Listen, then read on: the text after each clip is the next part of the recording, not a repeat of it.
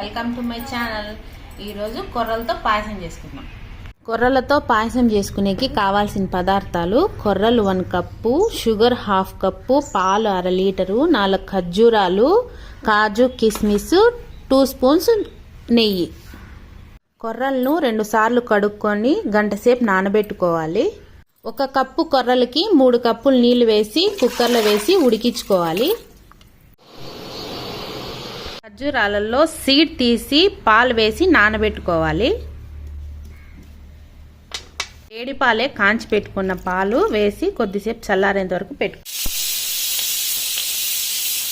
పాలు చల్లారాక ఇవి మిక్సీలో వేసుకొని గ్రైండ్ చేసుకుందాం. ఖర్జూరాలు ఇలా కోర్సుగా గ్రైండ్ చేసుకోవాలి. ప్రెషర్ అంతా పోయింది, మూత తీద్దాం.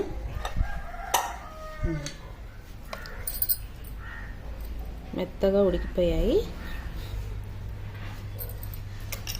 మరి ఆ కొర్రల కుక్కర్ని స్టవ్ మీద పెట్టుకొని షుగర్ వేసుకుందాం. ఖర్జూర్ పేస్ట్ కూడా వేసేసుకుందాం. కొద్దిసేపు కలుపుకున్నాక పాలు కూడా వేసేసుకుందాం. ఉడికిపోయింది, ఇంకా రెడీ అయిపోయింది మన పాయసం.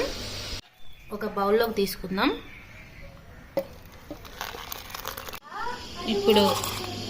ఇప్పుడు ఇవి కాజు కిస్మిస్ వేయించుకుందాం నెయ్యిలో.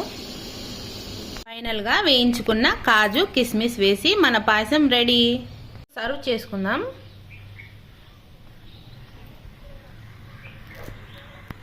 ఇంతేనండి కొర్ర పాయసం. దీంట్లో ఫ్రూట్స్ కూడా వేసుకొని డెజర్ట్ లాగా ఫ్రిడ్జ్లో పెట్టుకొని డెజర్ట్ లాగా కూడా తినచ్చు. నేను రెసిపీ కానీ నచ్చితే మన ఛానల్ని సబ్స్క్రైబ్ చేసి లైక్ చేయండి, షేర్ చేయండి.